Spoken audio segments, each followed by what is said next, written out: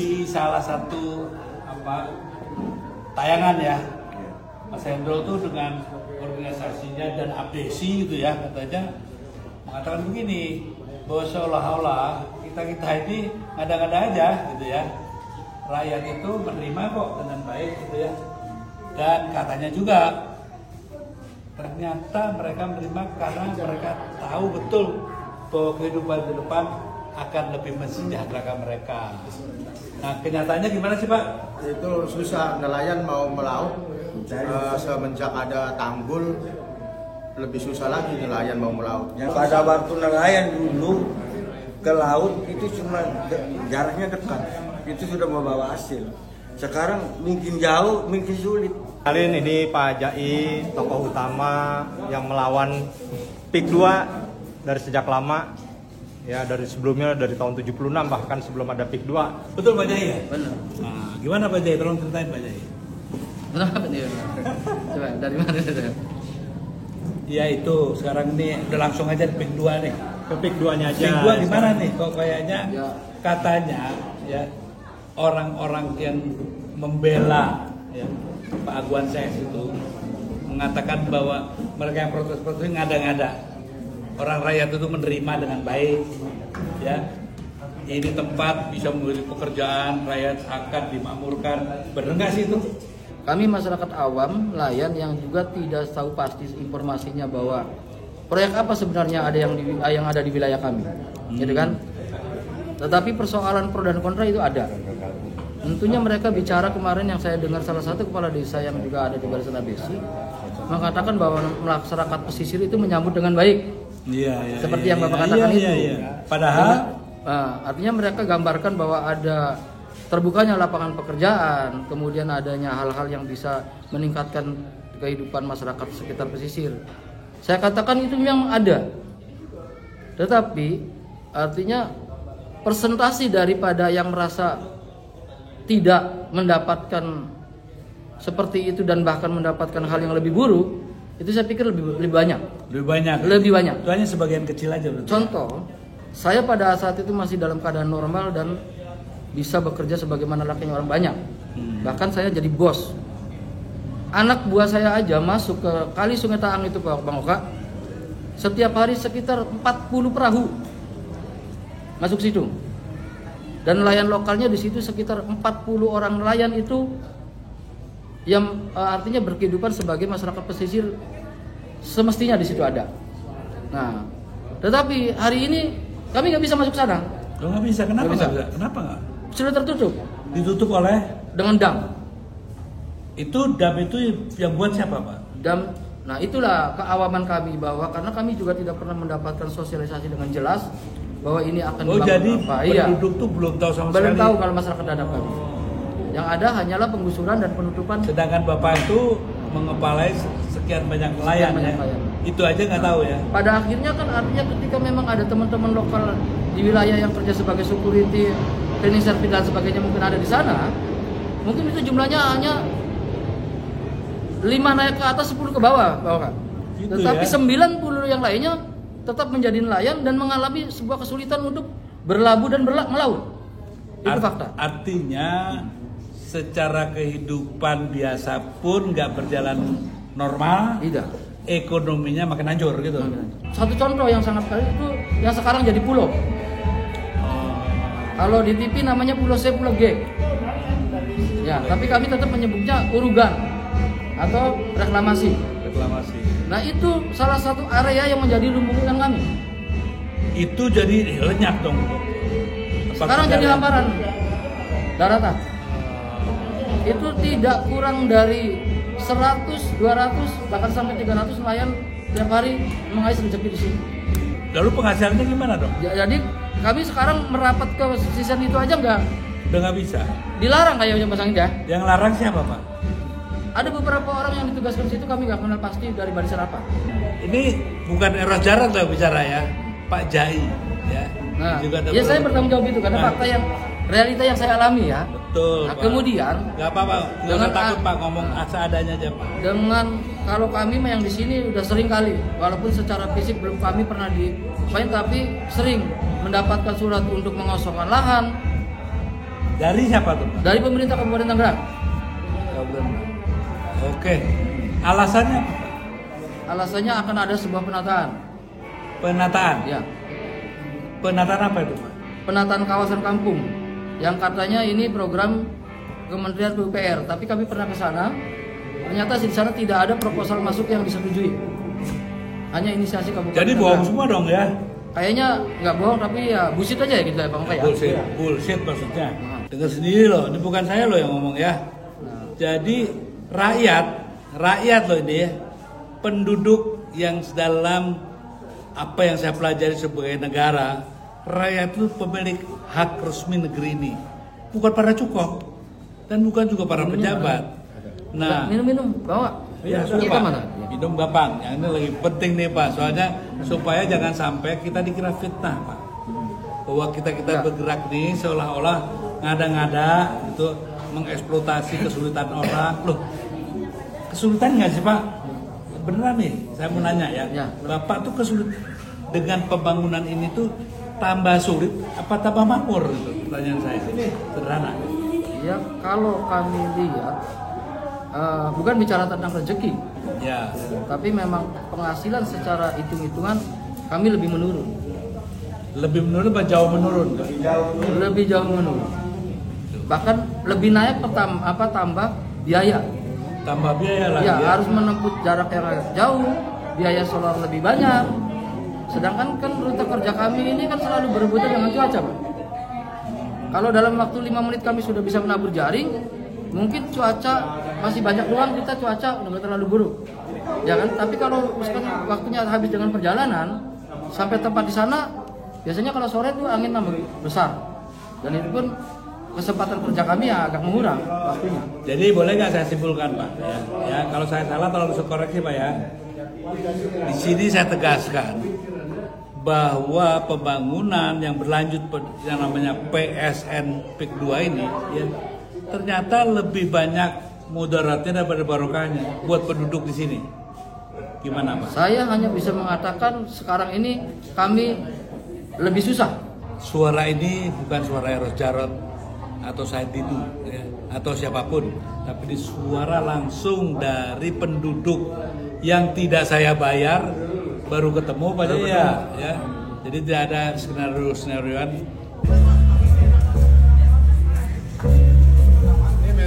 Ini salah satu cara mereka mengekspresikan ya kemarahan mereka dan kebencian mereka terhadap upaya-upaya tidak peduli sama sekali ya atas nasib rakyat di sekeliling ini.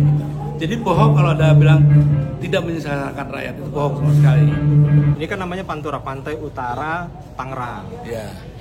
Apakah mereka terganggu? Yang paling terganggu dampaknya itu adalah para nelayan, ya, terutama nelayan di perkampungan nelayan dada yang punya kesulitan. Tadi kan Mas Erat Dan sudah juga lihat. hutan apa?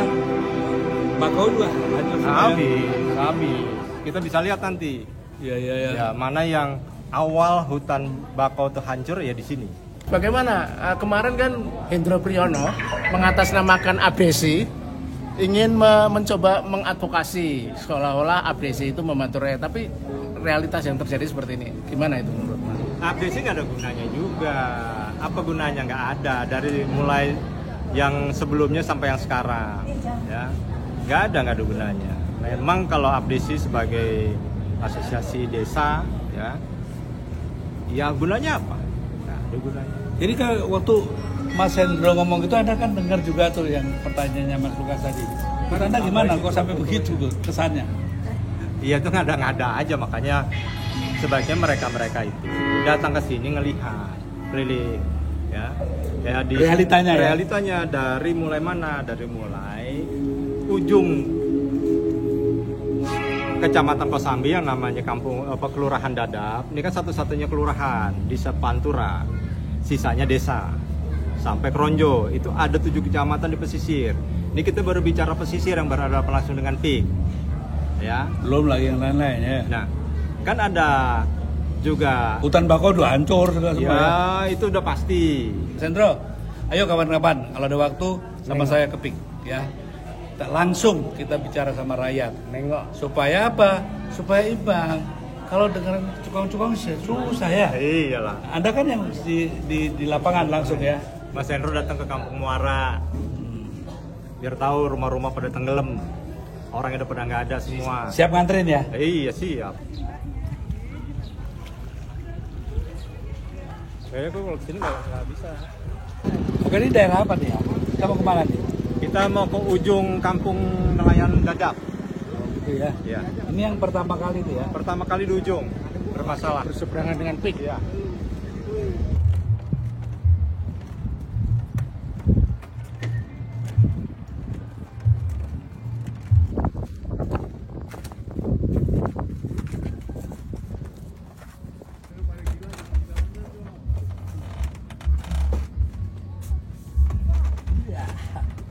Dulunya tembakau semua yang dihabisin, yang kemudian dikritik habis oleh Susi.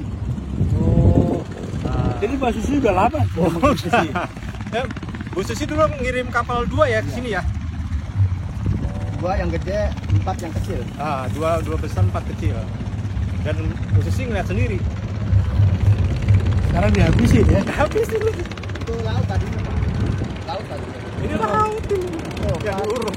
Pas perahu itu tuh, pas kunjuran pantai. Ini muaranya ya? Ini muaranya dulu nggak ada kayak begini. Jadi nelayan dari sini udah langsung ini laut.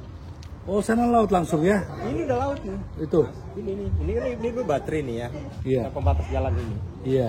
Jadi kita dulu bisa jalan ke sana. Langsung laut lepas ya? Langsung laut lepas. Tapi sekarang kan ada begini tutup semua, jadi Nggak bisa. nelayan nggak bisa ya? Nggak bisa. Ini kan giant sea wall nih namanya nih. Mana sih boleh? Beton ini. Yang beton itu ya? Iya. Dulu kita bisa langsung nyebrang ke sana lurus. Karena kemudian pembangunan jembatan ini, jembatan layang ini, Pik 2 nih kalau ini Pik 2. Pik 2. Ini mulai bermasalah. Karena kemudian nelayan itu nggak bisa perahunya masuk ke sana. Kenapa? Terjadi pendangkalan. Oh gitu. Iya. Jadi kalau dia pasang surut, ketika air laut surut, perahu mau tidak mau mereka harus tinggal Sementara di sana. kan para nelayannya juga tadi Pak Jai bilang sama sekali nggak tahu ya Betul. gimana pembangunan ini, Betul. gitu. Kayak apa yang akan direncanakan Betul. ya. Mereka harus terima dan mau nggak mau harus diterima gitu ya. Iya. Ini juga ada persoalan yang belakangnya menyeruak nih ke permukaan nih terkait nelayan susah laut atau istilahnya ngedok ya, karena ditutup semua area hingga mereka nggak bisa ngedok atau ngelaut. Kemudian yang kedua, para nelayan yang punya keramba di sini juga nggak bisa panen raya karena maraknya limbah dari proses pembangunan di sini. Mungkin Pak Carida bisa memberikan Iya, Pak, lebih lengkap. cerita apa adanya ya, jangan nambah-nambahin. Iya betul. Ini permasalahan baru untuk pribadi nelayan semua. Karena adanya pengedaman, saya setuju itu memang ada dampak baik. Cuman dampak buruknya untuk nelayan kita ini yang tadinya setiap tahun ataupun setengah tahun bisa ngedok, sekarang susah ngedok. Ngedok itu apa? Ngedok itu untuk perbaikan kapal tempat, karena tempat pengedokannya sudah tertutup semua oleh dam. Nah, cuman hanya dari pihak PUPR itu cuman menggantikan cuman per 3 meter. Itu tidak cukup untuk cuman kapal-kapal kecil yang ukuran 2 meter. Untuk kapal kita kan ada yang kapasitasnya 4 meter, 5 meter lebarnya. Itu kapan itu? Itu kapan? Ya sekarang ini. Sekarang ini. Itu Pak Basuki udah gak jadi menteri lagi tuh waktu zaman Pak Basuki masih menteri. Ya pokoknya kan sebelum era ini kan sebelum Pak Prabowo menjabat kan. Nah, ini kan Prabowo mungkin kelanjutannya. Tuh. Nah, ini nelayan menyerukan bahwa ingin adanya dok yang sifatnya standar bagi kapal kita. Maka otomatis adanya pengedaman itu ini ibaratnya semata-mata membunuh kita berlahan-lahan, karena kapal kita nggak bisa mau ngedok di mana. Coba kalau ke Untung Jawa kita harus bayar budget kan banyak. per kapal aja udah 500.000, belum biaya segala macam. Bapak udah pernah ngomong ini ke siapa aja, Pak? Ya dari pihak PUPR juga. PUPR ya. Nanti kita tanyakan lah. Terus Pak, terus Pak. Nah, permasalahan yang belum bisa terselesaikan itu ya permasalahan limbah ini. Entah limbah produksi, yang paling banter kan limbah ini dari wilayah DKI Jakarta. Maka adanya bendungan pompa air itu dampak besar buat nelayan. Apa dampaknya?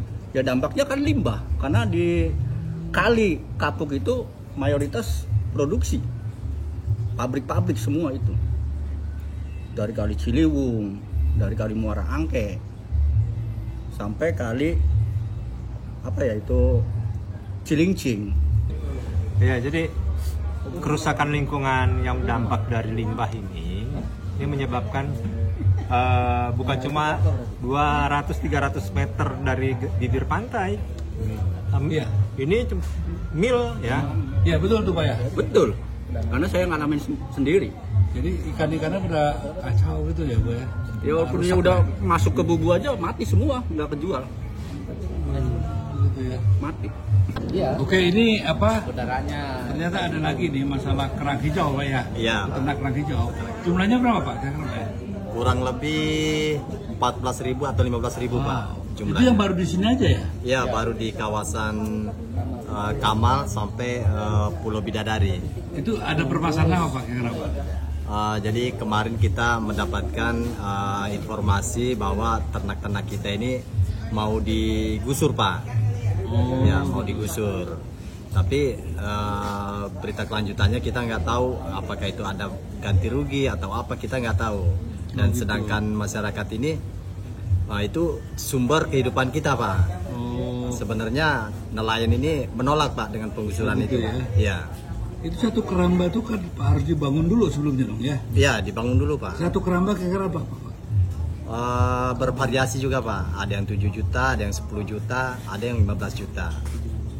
Katanya mau diganti gitu. Kita katanya beberapa dengar-dengar itu akan diganti semua kerugian itu. Tapi pergantiannya itu masih minim Pak. Berapa kira-kira ya? Isu-isunya ada yang bilang 1 juta, ada yang 2 juta. Itu sangat merugikan Pak. Oh gitu ya? Iya. Tapi Bapak kan sebetulnya sama nelayan nggak nerima itu Pak ya? Tidak mau sebenarnya? Tidak mau ya? Pak, tidak mau. Kami menolak. Yang gusur itu alasannya apa Pak? Alasannya sih kita nggak tahu, intinya itu kayaknya ada dari kepentingan PIK lah. Kepentingan PIK gitu ya? Iya, kepentingan PIK. Reklamasi. Betul tuh Pak ya? Kayak gitu Pak ya? Isu gitu ya? Betul. Iya. Betul semuanya ya? Betul. Oh jadi bukan ngada-ngada ya? Nggak ada. Ya, harapan saya pribadi dan teman-teman nelayan ya, kami minta sangat diperhatikan sama pemerintah. Di laut ini adalah sumber kehidupan nelayan Pak. Disitulah kami bisa mendapatkan hasil, bisa menyekolahkan anak-anak kami sampai ke jenjang perguruan tinggi. Jadi kami harap jangan sampai nelayan ini digusur begitu saja. Tolong lebih diperhatikan Pak. Itu harapan saya Pak.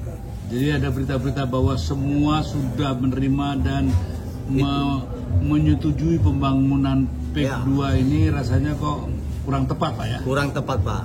Jujur, kampung kami ini boleh dilihat kondisi sekarang sangat memprihatinkan Pak. Kampung Baru Dadap ini sangat memprihatinkan. Gitu ya? Ya, udah banjir. Betul Pak? Betul Pak, betul. Pak RT Ya, Pak. Ini Bapak ini juga betul Pak ya, apa yang diomongin tadi ya? Jadi bukan ngada-ngada ya? Bukan. Itu Bapak ya? Ya, Memang begitu ya? betul. Memang keadaannya seperti itu. Ya udah. Jadi ya, gimana Ibu juga itu? Iya Betul ya? betul Pak, kenyataan begitu. Betul ya? Iya, kenyataannya begitu. Jadi gitu ya kira-kira ya? Iya Pak.